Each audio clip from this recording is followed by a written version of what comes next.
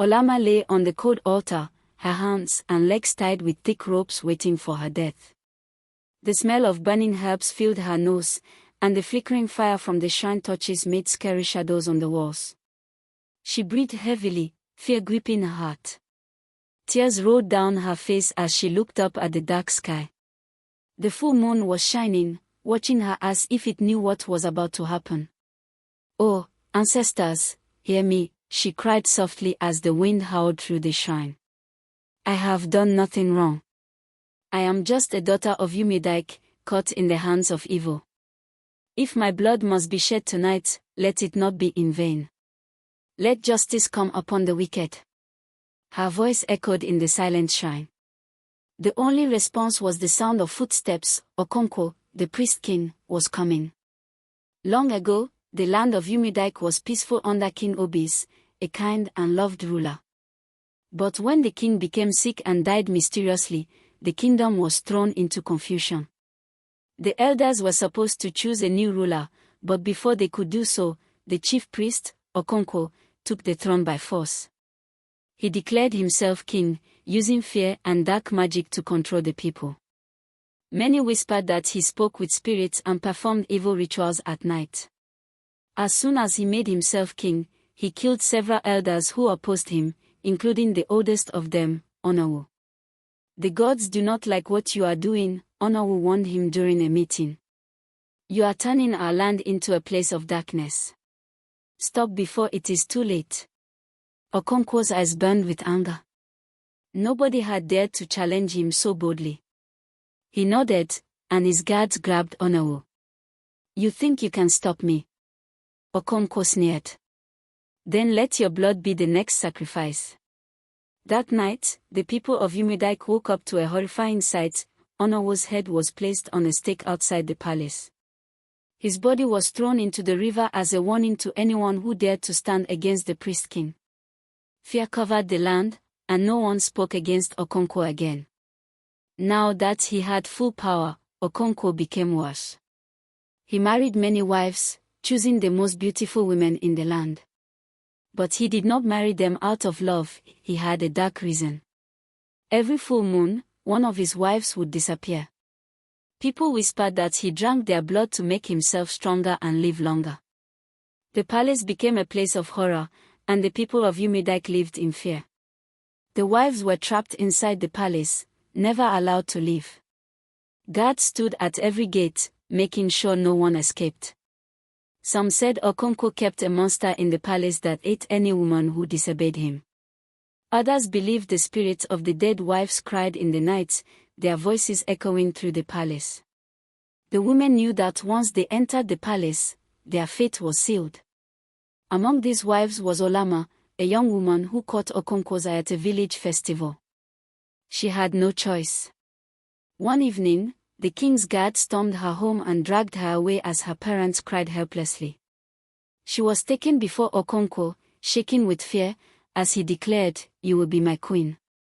The gods have chosen you." She was bathed in oils, dressed in fine clothes, and forced into marriage. The people of the kingdom celebrated out of fear, knowing they could not resist the priest king. But Olama knew the truth. She was just another prisoner, waiting for her turn to die. One night, another wife named Nena was chosen for the ritual. She had noticed that the other wives before her had vanished. That night, she was dressed in a red robe and taken to the shrine deep in the palace, where the air smelled of burning herbs and old blood. Okonkwo stood before her, his face painted with strange symbols, his eyes glowing with hunger.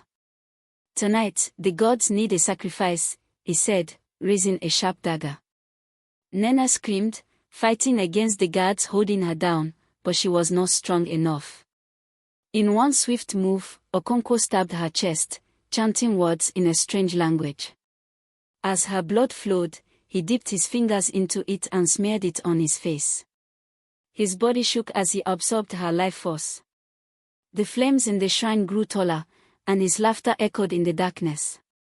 Her lifeless body was thrown into a deep pit, and by morning, her name was never spoken again. One night, as Olama lay awake, she heard a whisper outside her door. It was Chijioke, a palace guard who secretly loved her. Chijioke had always suspected the king's dark rituals, but his love for Olama made him brave. He warned her that she would be the next sacrifice. "We must escape tonight," he whispered urgently. Olama's heart pounded as they sneaked through the palace corridors in the dark. But just as they reached the gates, a loud scream rang out. Okonkwo had caught them. The guards seized them. Chijioke was thrown into the dungeon and beaten badly. Olama was locked away, waiting for the next full moon. On the night of the ritual, Olama was brought back to the shrine. Okonkwo stood over her, his dagger raised high. "The gods will drink your blood," he declared. Just as he brought the dagger down, a loud thunderclap shook the shrine. A great wind rushed in, knocking Okonkwo backward.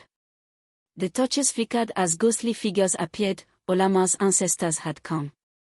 The spirits surrounded Okonkwo, their wailing voices filling the air.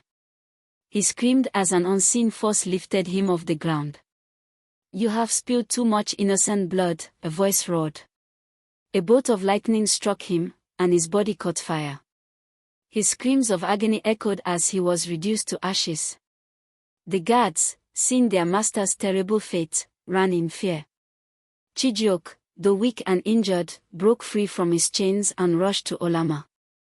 They ran out of the cursed palace, leaving the horrors behind. With Okonkwo dead, peace slowly returned to Umidike. The elders, seeing Chijioke's bravery, made him the new king.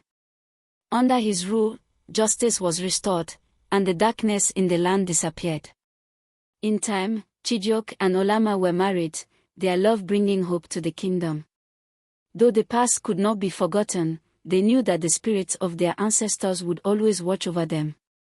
Kindly subscribe to our YouTube channel and hit the notification button to be the first to see our videos.